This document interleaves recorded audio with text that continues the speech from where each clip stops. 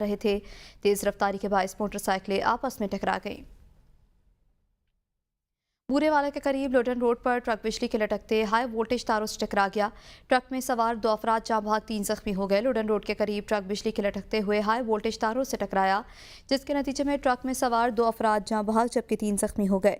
जाँ भाग अफराद की लाश और जख्मियों को फौरी तौर पर अस्पताल मुंतकिल कर दिया गया। ट्रक में सवार अफराद का ताल्लुक मुख्तलिफ देहात से बताया जाता है और वो कुर्बानी के जानवर फरोख्त करके वापस अपने घरों को जा रहे थे। कोट मोमिन में सरगोदा लाहौर रोड पर खौफनाक हादसा, 2 अफराद जाँ भाग 3 जख्मी। सरगोदा लाहौर रोड पर ठहरी के करीब तेज़ रफ्तारी के बायस ट्रैफिक हादसे में 2 अफराद मौके पर ही जाँ भाग जबकि 3 शदीद जख्मी हो गए। हादसे का शिकार होने वाली कार में सवार फैमिली का ताल्लुक पिंडी भटिया से बताया जा रहा है, जो ईद मनाने के लिए मखदूम आबाद आई हुई थी। वापसी के सफ़र के दौरान यह अलमनाक वाक़या पेश आया। रेस्क्यू ज़राए के मुताबिक जख्मियों की हालत तशवीशनाक और इन्हें फौरी तबी इमदाद के लिए करीबी हस्पताल मुंतकिल कर दिया गया। सुहावा में चकवाल रोड पर तेज रफ्तारी के बायस ट्रैफिक हादसे में 2 नौजवान जाँ भाग जबकि 2 शदीद जख्मी हो गए। जाँ भाग होने वालों में साकिब जावेद वल्द मोहम्मद जावेद मौके पर ही दम तोड़ गया, जबकि मोहम्मद जलील वल्द मोहम्मद जमील को रावलपिंडी मुंतकिल किया जा रहा था कि वो रास्ते में जाँ भाग हो गया। हादसे में एक नौजवान की हालत तशवीशनाक। जाँ भाग नौजवानों का ताल्लुक धमियाल गाँव से था। लाहौर सुन्नत इब्राहिमी अदायगी और गोश्त की तकसीम के बाद बच्चों की फरमाइश वालिदैन ने सैर सपाटे करने के लिए जलानी पार्क का रुख किया। बच्चे अपने मनपसंद झूलों से लुत्फानंदोज होने लगे। मज़ीद जानते हैं नुमाइंदा ABN न्यूज़ सप्तैन अली से। इस वक्त जलानी पार्क में मौजूद हैं। जी सप्तैन, बच्चे क्या खूब एंजॉय कर रहे हैं? सुन्नत इब्राहिमी अदायगी के बाद गोश्त तकसीम करने के बाद फैमिली की बड़ी तादाद ने बच्चों के साथ जो है इंजॉय करने के लिए जिलानी पार्क का रुख किया। इस वक्त मेरे साथ एक फैमिली मौजूद और उनसे जानते हैं कि इस वक्त वो पार्क में किस तरह से झूलों से और बाकी खाने पीने की चीज़ों से किस तरह लुत्फ़ अंदोज़ हो रहे हैं। सर, हम सारा दिन तो कुर्बानी में मसरूफ़ रहे हैं। अभी बच्चों ने कहा जी पार्क चलते हैं पापा, हम बच्चों को साथ ले आए। तो बहुत मज़ा आ रहा है इधर। हम लोगों ने कुर्बानी की, फिर हम लोग यहाँ पे घूमने आए थे। यहाँ पे सारे स्लाइड्स हमने ज्वाइन की, बहुत मज़ा आ रहा है हमें। छोटी सी बच्ची जो बड़ी प्यारी सी, उसकी आपने गुफ्तगू सुनी, उसका ये कहना था कि सारा दिन गोश्त तकसीम किया, उसके बाद जो है इंजॉय करने के लिए और झूले लेने के लिए उन्होंने जिलानी पार्क का रुख किया, जहाँ वो बच्चे जो अपनी मनपसंद। वाशिंगटन में बिलावल भुट्टो जरदारी न्यूज़ कॉन्फ्रेंस कर रहे हैं। Dialogue in a neutral location on all friction points, and we're very confident that that is the only way forward, and not only for Pakistan but also for India. While we're very grateful for the ceasefire, we're cognizant of the fact that we are all, Pakistan and India, but our region and the globe by extension, a less safe place today than we were when this conflict started. The threshold for full-blown war between two nuclear armed powers has been drastically decreased. It's at a stage where it's never been before in our history. As things stand today, if there's a terrorist attack anywhere in India or Indian-occupied Kashmir, proof or no proof, that means war. That doesn't serve the interest of my country, and that certainly doesn't serve the interests of the people of India. The President of the United States vision is मुल्क भर की तरह पतोकी में भी ईद उल अज़हा मज़हबी जोश जज्बे और अक़ीदत और एहतराम के साथ मनाई जा रही है। पतोकी शहर समेत तमाम छोटे बड़े शहरों और देही इलाकों में नमाज ईद के छोटे बड़े इज्तिमात का इनेकाद किया गया, जहाँ लोगों ने एक दूसरे को ईद की मुबारकबाद दी और खुशी में शरीक हुए। नमाज ईद की अदायगी के बाद सुन्नत इब्राहिमी की पैरवी करते हुए मुल्क भर में जानवरों की कुर्बानी का सिलसिला जारी है। DPO कसूर की जानिब से सिक्योरिटी के सख्त इंतजाम किए गए। हसास मकामात पर पुलिस और रेंजर्स की इजाफी नफरी तैनात की गई, जबकि CCTV कैमरों के जरिए भी निगरानी की जाती रही ताकि शहरी बिला खौफ व खतर इबादत और कुर्बानी की अदायगी कर सकें। सरगोदा में ईद उल अज़हा के मौके पर सफाई के मिसाली इंतजाम, तारीख का नया रिकॉर्ड कायम, शहरी बहुत खुश दिखाई दिए। सरगोदा में ईद उल अज़हा के मौके पर सफाई सुथराई के हवाले से मिसाली इक़दाम किए गए, जिन्होंने शहर की तारीख में नया रिकॉर्ड कायम कर दिया। म्यूनसिपल कॉरपोरेशन की जानिब से पहली बार घर घर जाकर शहरियों को फुजला और गंदगी के लिए शॉपर फराहम किए गए ताकि कुर्बानी के लाइशें महफूज तरीके से ठिकाने लगाई जा सके। सफाई अमला मुसलसल शहर की गलियों, मोहल्लों और मरकजी शाहराहों पर मुतहरिक नजर आया। शहरियों की जानिब से किसी भी शिकायत पर फौरी कार्रवाई की गई और आलाइशों को सिर्फ 10 मिनट के अंदर उठा लिया गया। सफाई के बाद मखसूस मकामात पर चूने और फरनैल का छिड़काव करके माहौल को साफ और खुशगवार बनाया गया। समरियाल में इंतजामिया की तरफ से सुथरा पंजाब जगह जगह कैंप लगा दिए गए। आलाइशें उठाने के लिए हेल्पलाइन भी मुतारिफ करवा दी गई। समरियाल में ईद के पहले दिन सफाई सुथराई के बेहतरीन इंतजाम पर शहरियों का इंतजामिया का इजहार तशक्कुर। शहरियों का कहना है कि पहली दफ़ा ऐसे होने जा रहा है। हमें आलाइशें फेंकने के लिए ना तो किसी बड़े बंकर के पास जाना पड़ रहा है और न ही किसी कचरा कुंडी की तरफ। इंतजामिया के मुलाजमीन लोडर रिक्शा और गाड़ियों पर तंग तारीख गलियों से लेकर कशादा सड़कों तक पहुंच रहे हैं। इंतजामिया की तरफ से 3 दिन पहले ही आलाइशें डालने वाली बैग भी आवाम को तकसीम कर दिए गए थे और बैगों की तकसीम का अमल आइंदा 3 रोज तक जारी रहेगा। जलालपुर भटिया के इलाके वजवा शरीफ में आया सूफिया तुर्की की तर्ज पर करोड़ों रुपए की लागत से खूबसूरत मस्जिद तामीर की गई। मस्जिद फातिमा अल ज़हरा 5 साल की कलील मुद्दत में 16 कनाल रकबे पर तामीर की गई है। मस्जिद के 28 गुंबद और 4 मीनार हैं। देखेंगे खूबसूरती के शाहकार मस्जिद पर यह रिपोर्ट। जलालपुर भटिया वजहा शरीफ में तुर्किया में तामीर आया सोफिया मस्जिद की तर्ज पर दिलकश मस्जिद तामीर की गई है। इस मस्जिद का नाम मस्जिद सैयदा फातिमा ज़हरा रखा गया है। जलालपुर भटिया से 15 किलोमीटर दूर एक पसमानदा से गांव में ये मस्जिद बनाई गई है। मस्जिद मुल्क पाकिस्तान में पहली मस्जिद है जो 2 एकड़ के रकबे पर तामीर की गई। मस्जिद 5 साल के कलील मुद्दत में मुकम्मल हुई है। 2015 में शुरू की जाने वाली मस्जिद पर इलाका भर के लोगों ने दिल खोल कर खर्च किया। मस्जिद मुंतजिम का कहना है कि करोड़ों रुपए की लागत से तामीर होने वाली मस्जिद में मर्दान समेत मुख्तलिफ शुमाली इलाका जात का पत्थर इस्तेमाल किया गया है, जबकि शीशे की कशीदकारी का काम मुल्तान के रिहायशी कारीगरों ने बड़ी ही निफासत से सरअंजाम दिया है। बिरावल भुट्टो न्यूज़ कॉन्फ्रेंस कर रहे हैं। So we have confidence in each other that the new agreements that we are to make are worth more than the paper that they are written on. I think I've covered all the aspects there. I want to leave maximum time for you to be able to ask questions of me or of anybody else on the panel here today. Nice to see you. Thank you for doing this. One question that I've been asking myself is this very... Sure. I think that as we're sort of this conflict saw the excessive use of misinformation and disinformation. One thing that played to Pakistan's favor throughout this conflict is that we were transparent and we managed to maintain our credibility. We were transparent with the media, we were transparent with our public, and we were transparent with our allies. The events collaborate what we say. 3 people are making claims in this situation: Pakistan, the United States, and India. 2 of us are saying one thing, one of them is saying something else. So I think it's sort of, you can try to figure out who's telling the truth. India employed disinformation not only during this conflict, they continue to employ disinformation as part of their delegation's tour. They lied to the international community and their own people about this terrorist attack. They were unable, to this day, they haven't shared either with the media, with their allies, or with Pakistan, who they fought a war with, who the terrorists were that were involved in this incident in Indian-occupied Kashmir. They have not been honest or forthcoming about the damages they sustained during this conflict. They still, to this day, refuse to admit how many airplanes they lost in this conflict. You can see who's had the same line consistently, whose views are being corroborated by the statements made not only from the presidency, but also from the State Department. Marco Rubio's tweet on the night of the ceasefire, after he spoke to all sides, includes 3 important points. Not only obviously reference to the immediate ceasefire, but also an indication about future conversations at a neutral territory covering all friction points.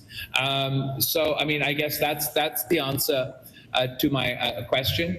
Pakistan prides itself on its transparency during this period. We're still sort of open to questions and probing on the facts.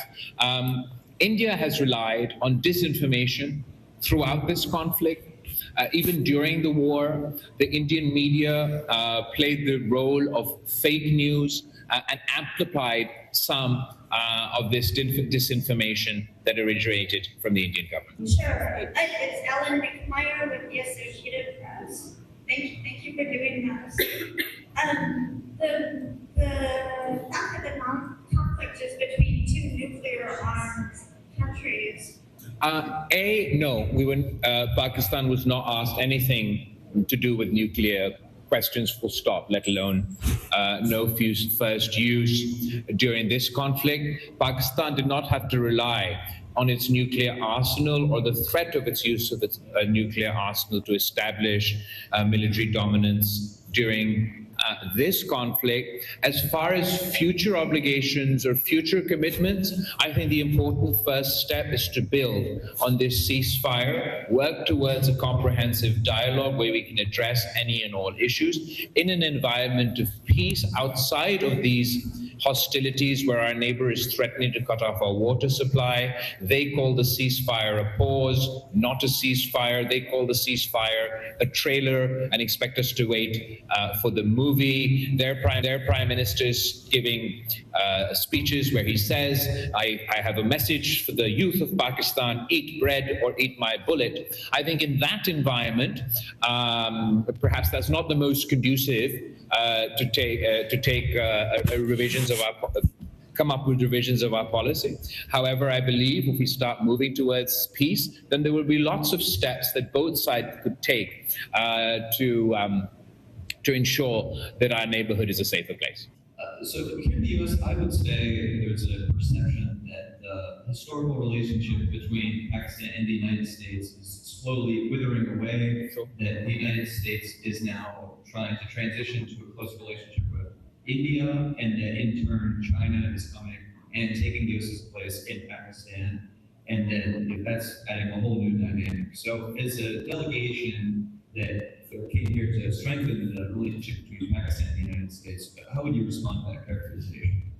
Look, as far as vacuums being created, there's no doubt that once the U.S. started to pay less attention to Pakistan, that creates a vacuum. Nature detests a vacuum, and other people take that space. I do believe that the United States is reconsidering its historic approach, or its approach in and around the fall of Kabul. We're talking investment, we're talking minerals, we're talking crypto, we're talking tech, we're talking agriculture. So that's moving in a positive direction. I will say that India has pitched itself as a net security provider for the region, and American taxpayer dollars go into subsidizing the Indian economy and the Indian military-industrial complex in exchange for it supposedly providing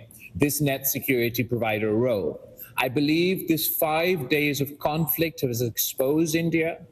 It is not a net security provider. It is a source for insecurity in South Asia, and as a result, insecurity in the region and the globe.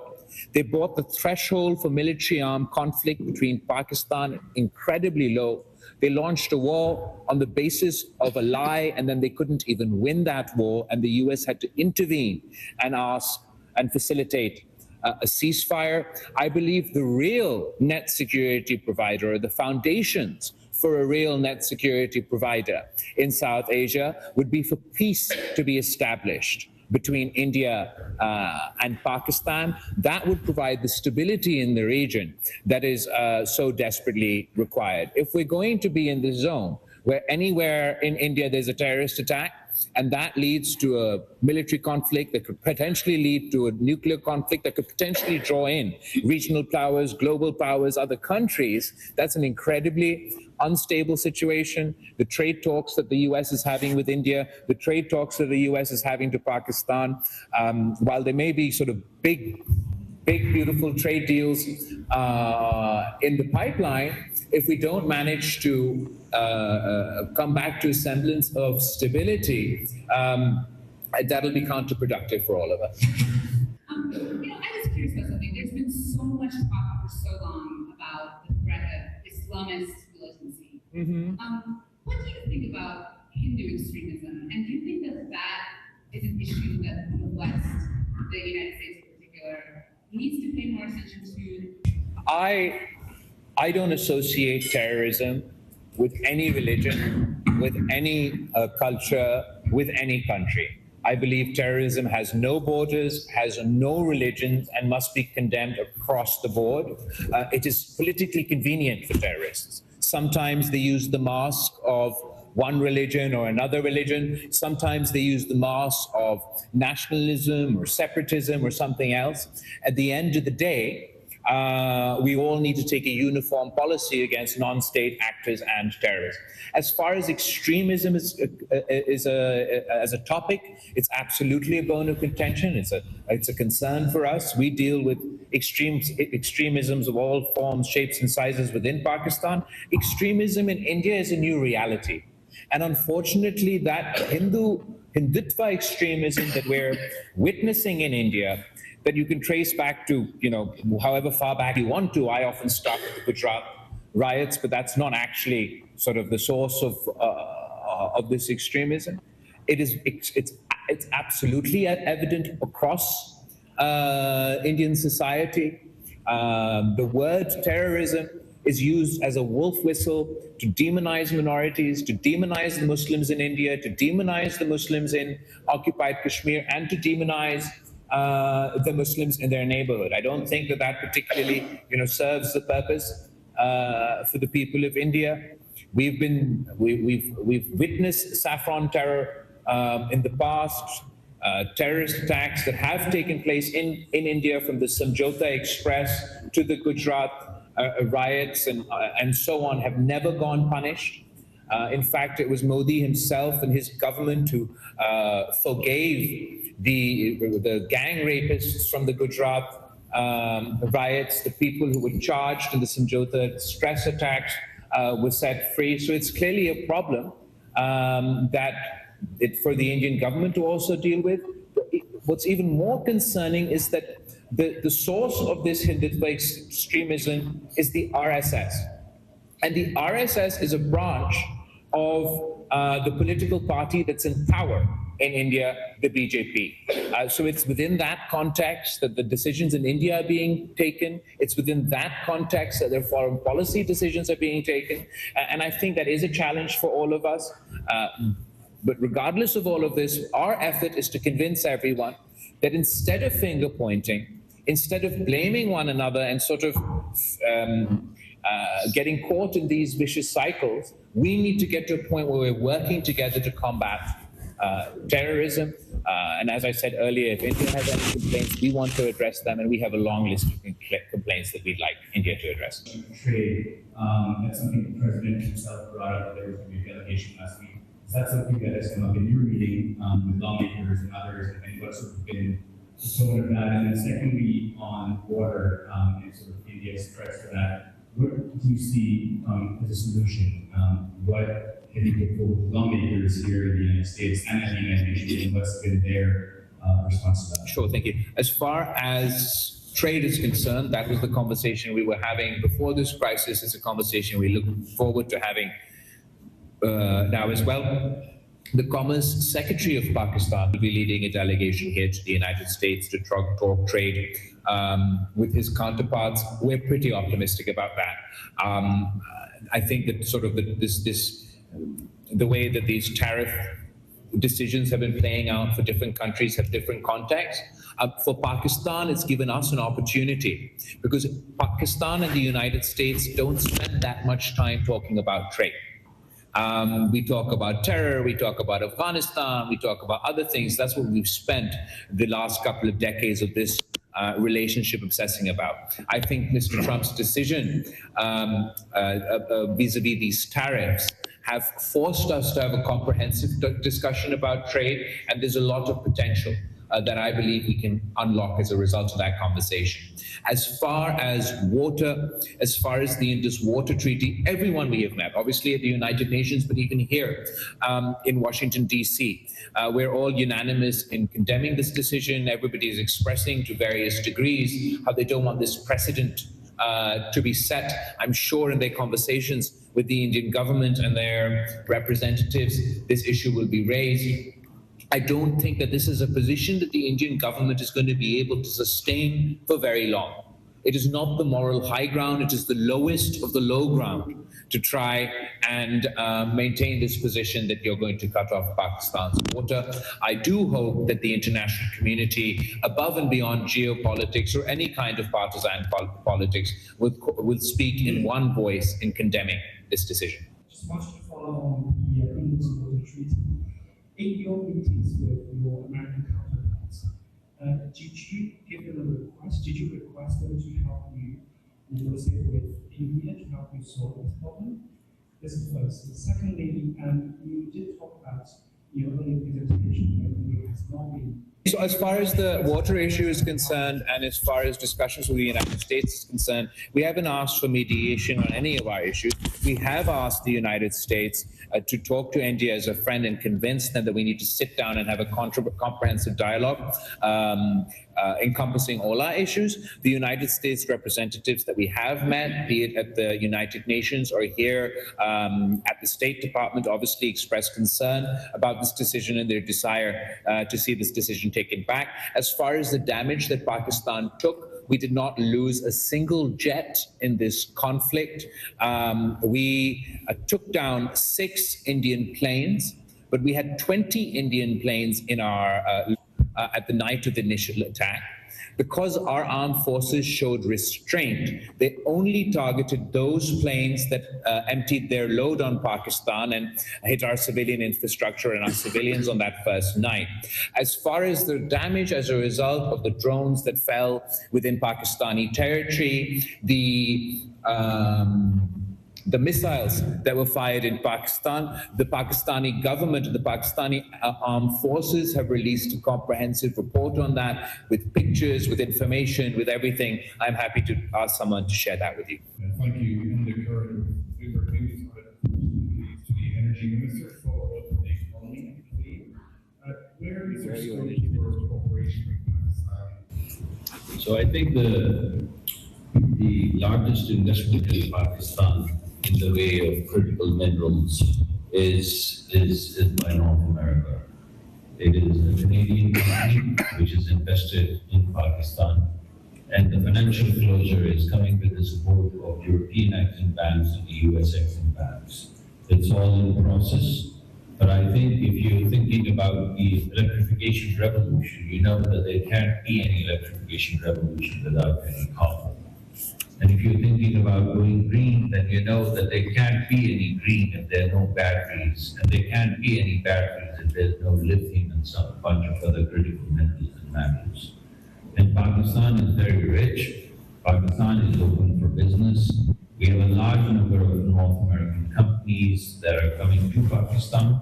They're most welcome. And as I mentioned earlier, even as the energy minister previously, we've had some discussions about green hydrogen and green ammonia as well, but obviously that requires a large bunch of subsidy.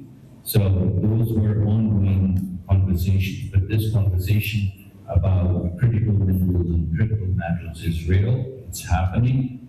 And as I mentioned earlier, the largest investor in Pakistan in the area of mining and critical minerals is North America. If you could share a little bit more about the tangibles with your meetings with the US officials here, it does seem as though there's a sense of heightened opportunity at this time as opposed to during the Biden era when it felt like Pakistan was somewhat shut out. As far as the Biden administration is concerned, at the tail end, I was foreign minister of Pakistan, and I certainly didn't feel shut out from the Biden administration. I believe Pakistan made important progress during those days. Obviously, there was a different context. This crisis has afforded another opportunity for us to talk peace, particularly given the role that the United States president has played. We're definitely leaning in on that. As far as Pakistan being on this list, I think given the progress that Pakistan has made by and large combating terror, the cooperation we have in the CT